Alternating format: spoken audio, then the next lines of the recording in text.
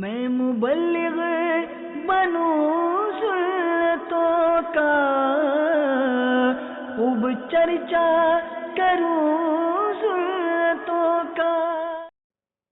الحمدللہ رب العالمین، والصلاة والسلام علی سید المرسلین، الصلاة والسلام علیک یا رسول اللہ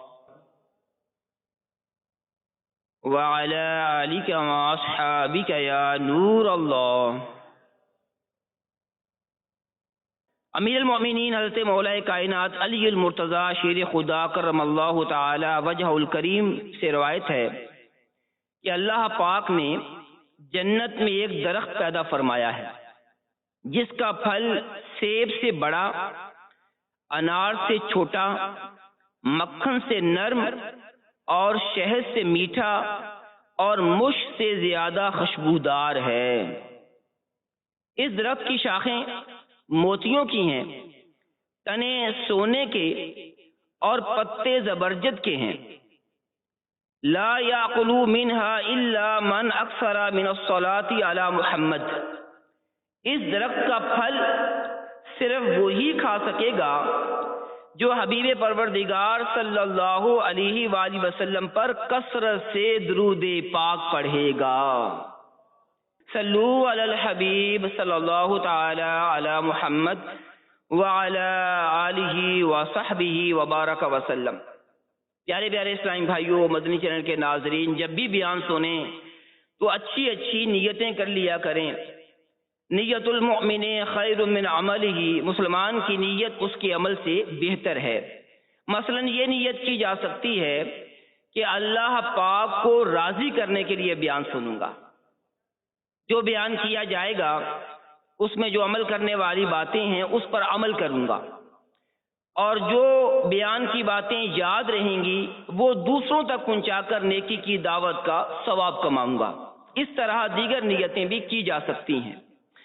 حضرت سیدنا عبداللہ بن عباس رضی اللہ تعالیٰ عنہما ارشاد فرماتے ہیں، میں امیر المؤمنین حضرت سیدنا عمر فاروق اعظم رضی اللہ تعالیٰ عنہ کے پاس تھا۔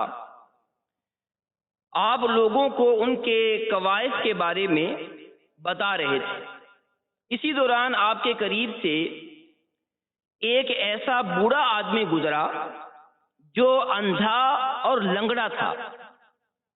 اس کے آگے آگے ایک اور آدمی چل رہا تھا جو اس لنگڑے نبینا کو سختی سے گھسیٹتا ہوا جا رہا تھا۔ حضرت سیدنا عمر فاروق اعظم رضی اللہ تعالیٰ عنہ نے یہ منظر دیکھ کر ارشاد فرمایا کہ میں نے اتنا برا منظر آج سے پہلے کبھی نہیں دیکھا۔ آپ کے پاس بیٹھے لوگوں میں سے ایک نے کہا، اے امیر المؤمنین، کیا آپ اس لنگڑے نبینا شخص کو جانتے ہیں؟ آپ نے فرمایا نہیں۔ اس نے کہا کہ یہ ابن صبغہ ہے جس پر بریق کی پھٹکار پڑی ہے، اس کی بددعا جو ہے اسے ملی ہے۔ حضرت سیدنا عمر فاروق اعظم رضی اللہ تعالیٰ عنہ نے فرمایا کہ بریق تو ان کا لقب ہے، مگر ان کا نام کیا ہے؟ لوگوں نے بتایا کہ ان کا نام اعجاز ہے۔ فرمایا اعجاز کو میرے پاس لاؤ۔ جب وہ آئے تو آپ نے ان سے فرمایا کہ مجھے اپنا اور بنو صبغہ کا واقعہ تو سناؤ۔ انہوں نے عرض کی، اے امیر المؤمنین، یہ زمانہ جاہلیت کا معاملہ ہے جس کا قصہ ختم ہو چکا ہے۔ اب تو اللہ پاک نے اسلام طلوع فرما دیا ہے۔ حضرت سیدنا عمر فاروق اعظم رضی اللہ تعالیٰ عنہ نے فرمایا کہ اللہ کریم معاف فرمائے، جب سے اللہ پاک نے ہمیں دین اسلام کے ذریعے عزت عطا فرمائی ہے تب سے ہمیں یہ ذیب نہیں دیتا کہ ہم زمانہ جاہلیت کے کسی معاملے کے بارے میں گفتگو کریں۔ تاہم تم بنو صبغہ کا عبرت انگیز واقعہ بیان کرو۔ اعجاز نے واقعہ سناتے ہوئے بتایا کہ زمانہ جاہلیت میں صبغہ کے 10 بیٹے تھے، میں ان کا چچا زاد بھائی تھا۔ میرے بھائیوں میں سے میرے علاوہ کوئی باقی نہیں بچا تھا، فوت ہو گئے تھے۔ میں اپنے چچا زاد بھائیوں کے پڑوس میں رہتا تھا۔ میری پوری قوم میں وہی میرے سب سے زیادہ قریبی رشتہ دار تھے، میرے چچا زاد بھائی، لیکن وہ مجھ پر ظلم و ستم کیا کرتے تھے، میرے ساتھ برا سلوک کرتے، میرا مال بھی ناحق چھین لیتے تھے۔ میں انہیں اللہ پاک کا خوف دلاتا، رشتہ داری اور ہمسائیگی کا واسطہ دیتا، مگر وہ مجھ سے اپنے ظلم کا ہاتھ نہیں روکتے تھے، برابر ظلم کرتے رہتے تھے۔ چنانچہ میں نے ان کی حالت پر انہیں چھوڑ دیا، حتیٰ کہ جب حرمت یعنی عظمت و پاکیزگی والا مہینہ رجب آیا تو میں نے آسمان کی طرف ہاتھ اٹھا کر ان کے لیے بد دعا کی، اے اللہ، میں دل کی گہرائیوں سے یہ دعا کرتا ہوں کہ تو ایک کے علاوہ سبغا کے سارے بیٹوں کو ہلاک فرما دے اور اس ایک کو لنگڑا اور اندھا کر دے، اور کوئی ایسا شخص ہو جو اسے سختی سے کھینچتا پھرے۔ چنانچہ اسی سال ایک ایک کر کے ان میں سے 9 افراد مر گئے، اور یہ ایک باقی بچا جو اندھا ہو گیا، اس کی ٹانگیں بھی مفلوج ہو گئیں، جیسا کہ آپ دیکھ رہے ہیں۔ اسے لانے لے جانے والا شخص اسے گھسیٹ کر لاتا ہے اور لے جاتا ہے، وہ بھی آپ نے دیکھ لیا ہے۔ حضرت سیدنا فاروق اعظم رضی اللہ تعالی عنہ نے فرمایا، بے شک یہ بہت ہی عجیب واقعہ ہے۔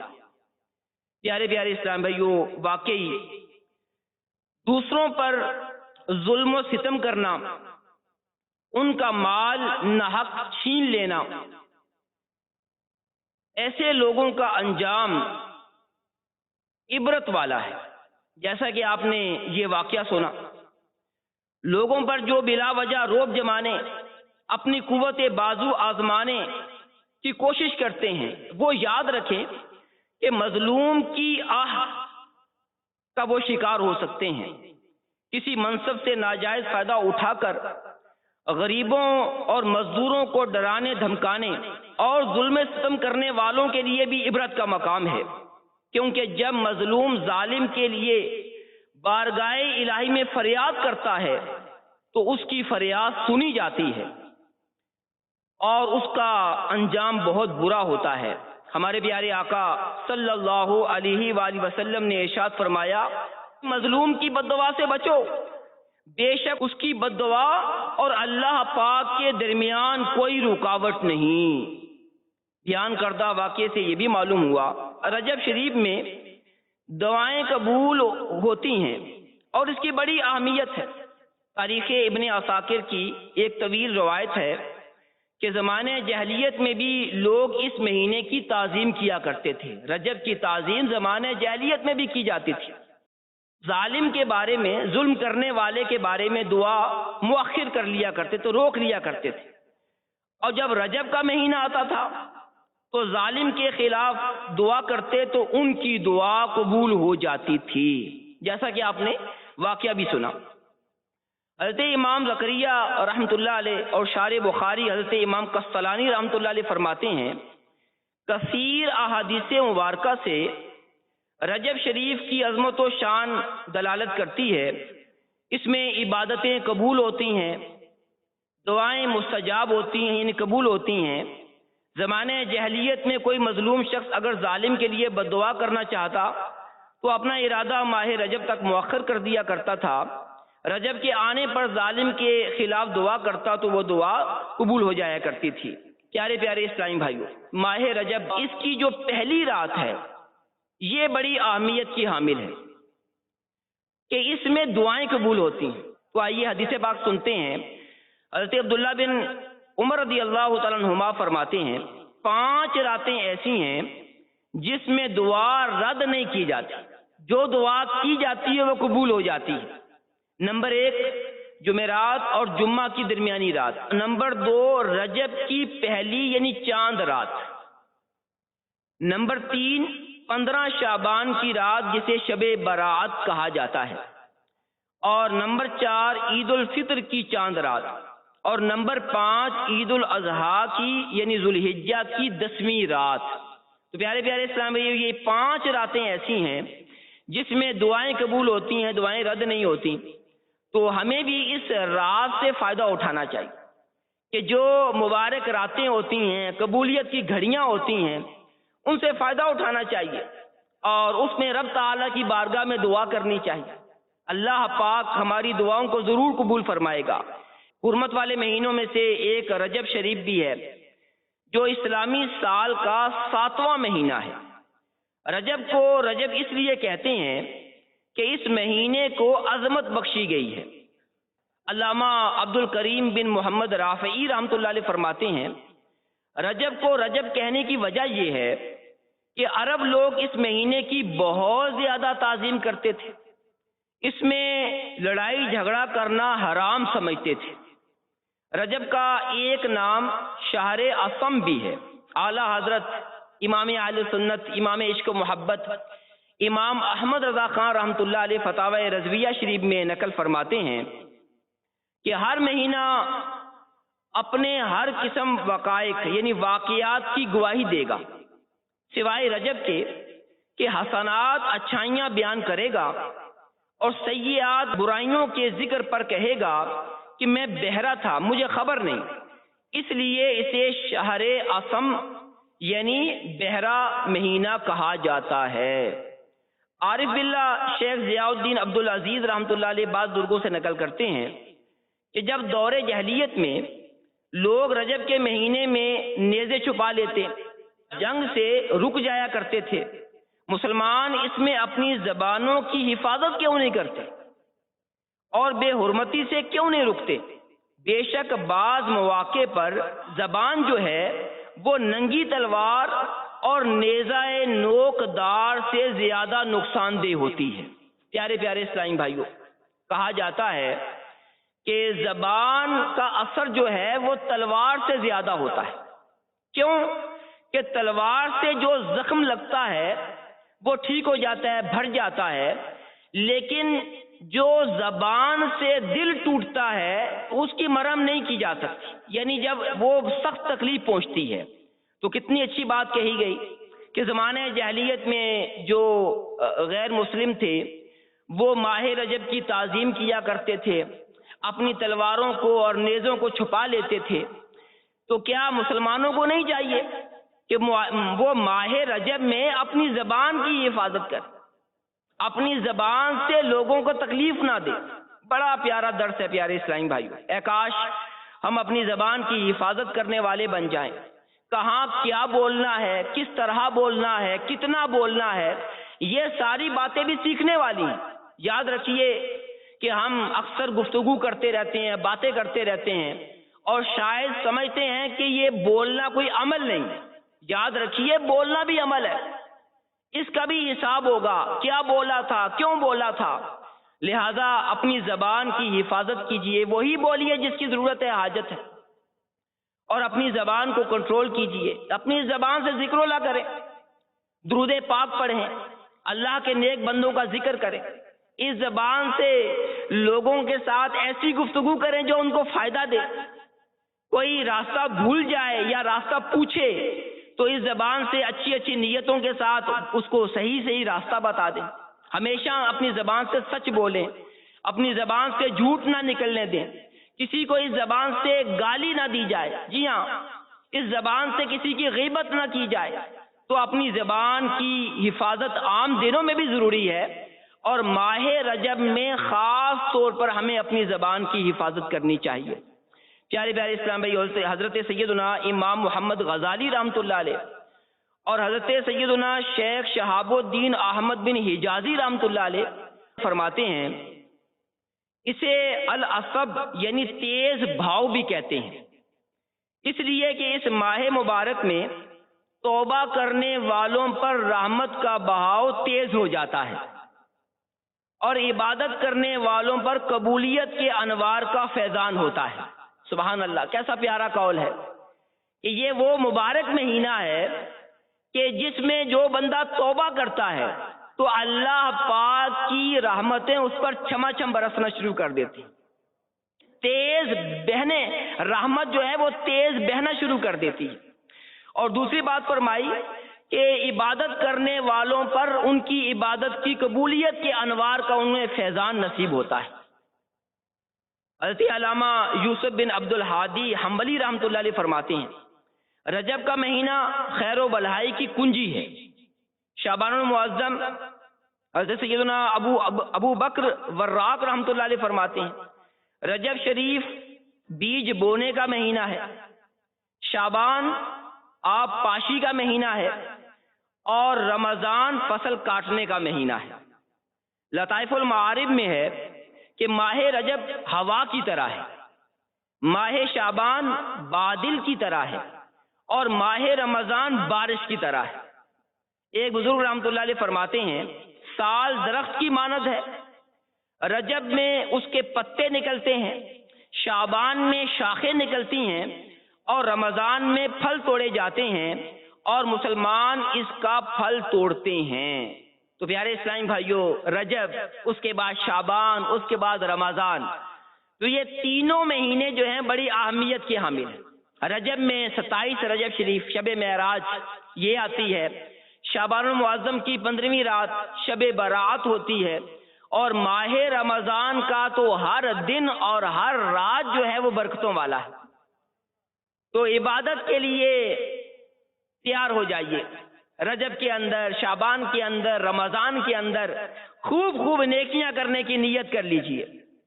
اور جب رجب شریف کا مہینہ آتا ہے نا تو اہل ایمان خوش ہو جاتے ہیں کہ رجب آ رہا ہے، شعبان آئے گا، شب برات آئے گی، پھر جو ہے وہ رمضان شریف شروع ہو جائے گا۔ اللہ پاک ہمیں ان تینوں مہینوں کی برکات عطا فرمائے۔ اس لیے آئیے اپنا ذہن بنائیں۔ ارشاد فرمایا گیا کہ جس کا نامہ اعمال گناہوں سے سیاہ ہو گیا وہ اس مہینے میں رجب میں توبہ کر لے، نامہ اعمال کو روشن کر لے۔ جس نے فضولیات میں اپنی عمر گنوا دی وہ باقی عمر کو غنیمت جانے۔ تو پیارے اسلامی بھائیوں، جتنا وقت گزر گیا بس گزر گیا، جس طرح گزرا، تو اب آئیے اپنی زندگی کو غنیمت جانیے، نیکیاں کر لیجئے کہ یہی نیکیاں رب کی رحمت سے دنیا میں بھی جو ہے وہ عزت کا باعث بنیں گی اور آخرت میں بھی کامیابی کا سبب بنیں گی۔ بیت المقدس میں ایک عورت رجب کے ہر دن میں 12,000 مرتبہ سورہ اخلاص پڑھا کرتی تھی۔ اللہ اکبر! کیسی زبردست عبادت ہے تلاوت قرآن کرنا۔ اے کاش ہم بھی تلاوت قرآن کرنے والے بن جائیں۔ یہ ایک ایسی خوش نصیب خاتون تھیں کہ روزانہ 12,000 مرتبہ سورہ اخلاص کی تلاوت کیا کرتی تھی۔ اور آج ہم ذرا غور کریں کہ ہم سے ایک پاؤ، ایک رب قرآن پاک نہیں پڑھا جاتا، پورا پارا پڑھنا تو دور کی بات ہے، اور بلکہ رب کیا ایک صفحہ بھی مشکل سے پڑھتے ہیں۔ تو پیارے اسلامی بھائیوں، ہمیں تلاوت قرآن کو اپنی زندگی کا حصہ بنانا چاہیے۔ اے کاش ہم تلاوت قرآن کرنے والے بن جائیں۔ ذہن نصیب نماز فجر کے بعد جو تفسیر کا حلقہ لگایا جاتا ہے اس میں ہم باقاعدگی کے ساتھ شرکت کریں، نماز فجر باجماعت ادا کریں۔ آج کل تو ویسے بھی جو ہے وہ سردیوں کے ایام ہیں، راتیں بڑی ہیں، دن چھوٹے ہیں۔ اگر ہم 5:30 بجے بھی اٹھ جائیں تو اس کے بعد نماز تہجد پڑھ سکتے ہیں، درود پاک پڑھ سکتے ہیں، تلاوت قرآن کر سکتے ہیں، ذکر و اذکار میں اپنا وقت جو ہے وہ گزار سکتے ہیں۔ ذہن نصیب 5:30 بجے اٹھ کر جو ہے وہ پاکستان کے اندر جو ہے وہ یہ وقت نماز تہجد کا ہے، یعنی اس وقت ہم نماز تہجد پڑھ سکتے ہیں۔ ویسے تو نماز تہجد کا وقت کسی وقت بھی جو ہے نماز عشاء کے بعد اگر ہم لمحہ بھر بھی سو جائیں تو اس کے بعد اٹھ کر نماز تہجد ادا کی جا سکتی ہے، لیکن کیونکہ عمومی طور پر سحر کے وقت جو ہے نماز تہجد ادا کی جاتی ہے تو 5:30 بجے اٹھ کر ہم نماز تہجد اور ذکر و اذکار اور پھر نماز فجر پڑھ سکتے ہیں۔ تو نماز فجر کے بعد الحمدللہ دعوت اسلامی کے مبلغین تفسیر کا حلقہ لگاتے ہیں، تو آپ اس تفسیر کے حلقے میں شرکت کر لیں کہ اللہ پاک نے جو کتاب قرآن پاک جو ہے وہ ہمیں عطا فرمائی ہے تو اس میں اللہ پاک نے ہمیں کیا حکم ارشاد فرمایا ہے، کس بات سے منع فرمایا ہے۔ تو یہ قرآن پاک کی یوں تلاوت پڑھیں گے، تلاوت کریں گے، تلاوت سنیں گے اور ترجمہ قرآن پڑھیں گے، تفسیر پڑھیں گے تو معلوم ہوگا نا۔ تو ذہن نصیب کہ ہم تفسیر کے حلقے میں شرکت کریں اور قرآن پاک کے فیضان سے اپنے آپ کو منور کریں، نیت کر لیں کہ تلاوت قرآن بھی کریں گے، اس کا ترجمہ بھی پڑھیں گے، اس کی تفسیر بھی پڑھیں گے، سنیں گے انشاءاللہ۔ تو وہ جو عورت ہے، خاتون، وہ 12,000 مرتبہ رجب میں سورہ اخلاص پڑھا کرتی تھی۔ اس پورے مہینے میں اونی لباس پہن کر عبادت کیا کرتی تھی۔ ایک بار وہ بیمار ہو گئی، اس نے اپنے بیٹے کو وصیت کی کہ مجھے اسی اونی لباس میں کفن دیا جائے اور مجھے دفن کیا جائے۔ جب وہ مر گئی، اس کے بیٹے نے اسے عمدہ کپڑوں کا کفن پہنایا۔ رات کو اس نے خواب میں اپنی والدہ کو دیکھا کہ وہ کہہ رہی تھی کہ میں تجھ سے خوش نہیں کیونکہ تو نے میری وصیت پوری نہیں کی۔ وہ گھبرا کر اٹھ بیٹھا، اپنی ماں کا وہ لباس اٹھایا تاکہ اسے بھی قبر میں دفن کرائے۔ اس نے جا کر ماں کی قبر کھودی، مگر اسے قبر میں کچھ نہیں ملا، کچھ نظر نہیں آیا۔ وہ بہت حیران ہوا۔ تب اس نے یہ ندا سنی کہ کیا تجھے معلوم نہیں کہ جس نے رجب میں ہماری اطاعت کی، ہم اسے تنہا اور اکیلا نہیں چھوڑتے۔ گناہوں سے مجھ کو بچا یا الہی، بری عادتیں بھی چھڑا یا الہی، خطاؤں کو میری مٹا یا الہی، مجھے نیک خصلت بنا یا الہی، مطیع اپنا مجھ کو بنا یا الہی، سدا سنتوں پر چلا یا الہی۔ صلو علی الحبیب صلی اللہ تعالی علی محمد وعلی آلہ وصحبہ وبارک وسلم۔ پیارے پیارے اسلامی بھائیوں، رجب شریف کو کیسے گزارنا چاہیے؟ جیسے میں نے عرض کیا کہ تلاوت قرآن میں گزاریے، اپنی زبان کی حفاظت کرنے میں، اللہ پاک کے ذکر میں گزاریے، اور ماہ رجب میں دعا کرتے رہے کہ ماہ رجب میں دعائیں قبول ہوتی ہیں۔ ہمارے پیارے آقا علیہ الصلوۃ والسلام کی ایک پیاری سی دعا آپ کے سامنے ذکر کرتا ہوں کہ ہمارے پیارے آقا صلی اللہ علیہ وآلہ وسلم کیا دعا کیا کرتے تھے؟ اللہم بارک لنا فی رجب و شعبان و بلغنا رمضان، یعنی یا اللہ میرے لیے رجب اور شعبان میں برکت فرما اور ہمیں رمضان نصیب فرما۔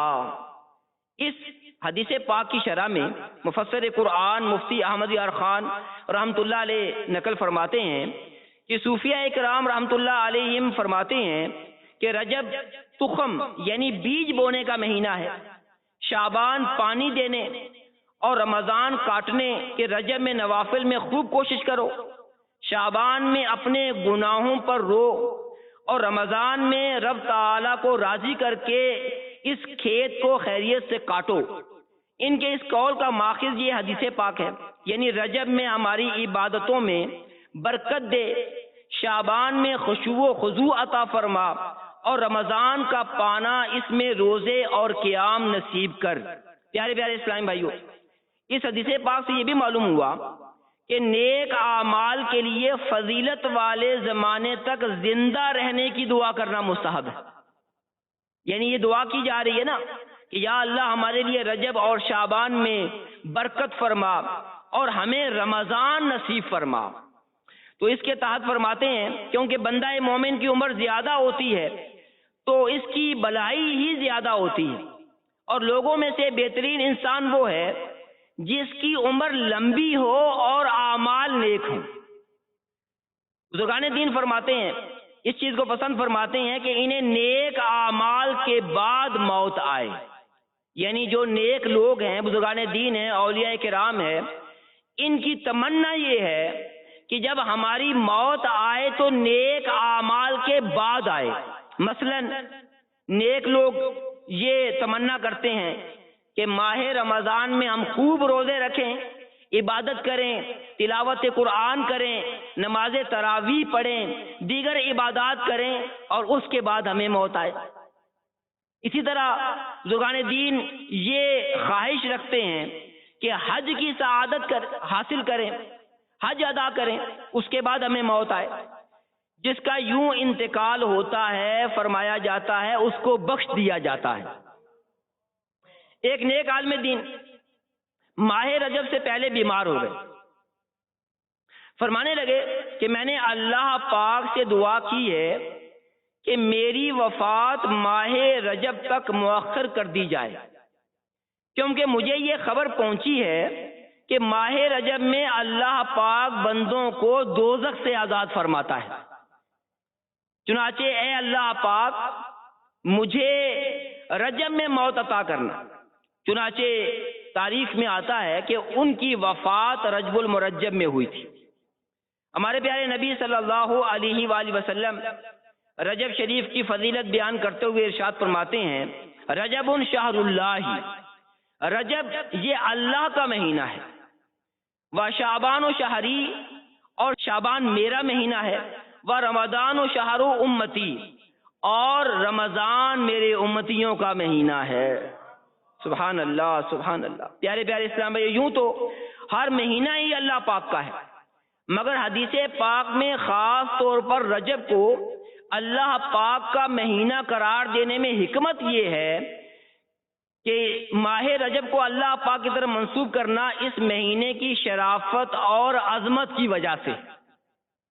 شیخ شہاب الدین احمد بن حجازی رحمۃ اللہ علیہ اس حدیث پاک کے تحت فرماتے ہیں، حرمت والے 3 مہینے ذوالقعدہ، ذوالحجہ اور محرم تو لگاتار ہیں، ایک مہینہ تنہا ہے جو رجب ہے۔ صوفیہ اکرام فرماتے ہیں کہ بے شک اللہ پاک یکتا ہے، اکیلا ہے، اللہ پاک کا مہینہ بھی تنہا ہے، لہذا اللہ پاک سے محبت کرنے والوں کو بھی چاہیے کہ وہ اپنی محبت تنہا کے ساتھ رکھے، تاکہ دنیا میں اس کے اندر یکتا کی عبادت کی صلاحیت پیدا ہو اور آخرت میں یکتا کے دیدار کی قابلیت پیدا ہو جائے۔ سبحان اللہ، سبحان اللہ۔ تو پیارے پیارے اسلامی بھائیوں، رجب شریف کے اندر ہمیں خوب عبادتیں کرنی ہیں، اللہ پاک کو راضی کرنا ہے، تلاوت قرآن کرنی ہے، اپنی زبان کی حفاظت کرنی ہے اور نفلی روزے رکھنے۔ جی ہاں، رجب شریف میں نفلی روزے رکھنے کے بھی کئی فضائل ہیں۔ آئیے چند ایک فضائل سنتے ہیں۔ حضرت سیدنا انس رضی اللہ تعالیٰ عنہ سے روایت ہے کہ جنت میں ایک نہر ہے جسے رجب کہا جاتا ہے، اس کا پانی دودھ سے زیادہ سفید، شہد سے زیادہ میٹھا ہے۔ جس نے رجب کے ایک دن کا روزہ رکھا تو اللہ پاک اسے اس نہر سے سیراب کرے گا۔ مشہور تابعی بزرگ حضرت سیدنا ابو قلابہ رحمۃ اللہ علیہ فرماتے ہیں، رجب کے روزہ داروں کے لیے جنت میں ایک محل ہے۔ پیارے پیارے اسلامی بھائیوں، عارف باللہ شیخ ضیاء الدین عبدالعزیز رحمۃ اللہ علیہ فرماتے ہیں، جس نے رجب کے 7 روزے رکھے اس کے لیے جہنم کے دروازے بند کر دیے جاتے ہیں، اور جس نے 10 روزے رکھے وہ اللہ پاک سے جو مانگتا ہے اللہ پاک اسے عطا فرماتا ہے۔ تو پیارے پیارے اسلامی بھائیوں، ماہ رجب میں ہمیں روزے بھی رکھنے ہیں، نفلی روزے رکھنے ہیں۔ امیر اہل سنت نے ترغیب دلائی ہے مدنی مذاکرے میں کہ کم از کم ہم رجب شریف میں 2 روزے رکھیں، اور رب تعالیٰ توفیق دے تو 4 روزے رکھیں، مزید توفیق دے تو 7 روزے رکھیں، اور رب کی رحمت سے دعوت اسلامی کے مدنی ماحول سے وابستہ بعض اسلامی بھائی اور اسلامی بہنیں ایسی بھی ہیں کہ جو پورے ماہ رجب میں روزے رکھتے ہیں، ماہ رجب پھر شعبان کے روزے بھی رکھتے ہیں، اور پھر جو ہے وہ رمضان کے روزے بھی رکھتے ہیں، یعنی 3 مہینوں کے مسلسل روزے رکھتے ہیں۔ کیسے خوش نصیب ہیں وہ اسلامی بھائی اور اسلامی بہنیں۔ اگر ہم سارا رجب کا مہینہ روزے نہیں رکھ سکتے تو کم از کم 2 روزے تو رکھ ہی لیں۔ 27 رجب کے روزے رکھنے کے جدا سے بھی فضائل ہیں، تو اور نہیں تو کم از کم 27 رجب کا روزہ ہی رکھ لیں۔ تو پیارے پیارے اسلام بھائیو، ایک اور بات، نفلی روزے رکھنے کے ساتھ ساتھ ہمیں ماہ رجب میں استغفار بھی پڑھنا چاہیے۔ استغفار کرنے کے بھی بڑے فضائل ہیں۔ پیارے آقا علیہ الصلوۃ والسلام نے ارشاد فرمایا، رجب کے مہینے میں استغفار کی کثرت کرو، بے شک اس کے ہر لمحے میں اللہ کریم کئی افراد کو آگ سے نجات عطا فرماتا ہے۔ سبحان اللہ۔ حضرت وہب بن منبہ رحمۃ اللہ علیہ فرماتے ہیں، جو شخص رجب کے مہینے میں صبح و شام ہاتھ اٹھا کر 70 مرتبہ اس طرح مغفرت کی دعا کرے، اللہم اغفر لی وارحمنی وتب علیہ، یعنی اے اللہ مجھے میری مغفرت فرما، مجھ پر رحم فرما اور میری توبہ قبول فرما تو اس کے جسم کو کبھی بھی آگ نہیں چھوئے گی۔ تو کیسی پیاری دعا ہے کہ اللہ پاک کی بارگاہ میں ہم یہ دعا کریں کہ یا اللہ میری مغفرت فرما دے، مجھ پر رحم فرما، میری توبہ کو قبول فرما لے۔ تو ہمیں یہ دعا بھی پڑھنی چاہیے، استغفار کی کثرت کرنی چاہیے۔ پیارے پیارے اسلامی بھائیو، اللہ پاک ہم سب کو کثرت سے استغفار کرنے کی بھی توفیق عطا فرمائے۔ دعوت اسلامی کے مدنی ماحول سے وابستہ رہیں گے تو انشاءاللہ اسی طرح نیکی کی دعوت پر، نیکی کے بارے میں، نیکی کی ترغیب پر بیانات سنتے رہیں گے۔ اللہ پاک ہم سب کو عمل کرنے کی توفیق عطا فرمائے، زیادہ سے زیادہ نیکیاں کرنے کی سعادت عطا فرمائے، نیک صحبت عطا فرمائے۔ رہے نصیب ماہ رجب میں ہم عاشقان رسول کے ساتھ مدنی قافلے میں سفر بھی کریں کہ مدنی قافلے میں جب بندہ سفر کرتا ہے تو مزید جو ہے وہ نیکی کرنے کا جذبہ پیدا ہوتا ہے۔ تو اللہ پاک ہم سب کو مدنی قافلوں کا مسافر بھی بنائے، آمین بجاہ النبی الامین صلی اللہ علیہ وآلہ وسلم۔ صلو علی الحبیب صلی اللہ تعالی علی محمد۔ میں مبلغ بنوں سنتوں کا، خوب چرچا کروں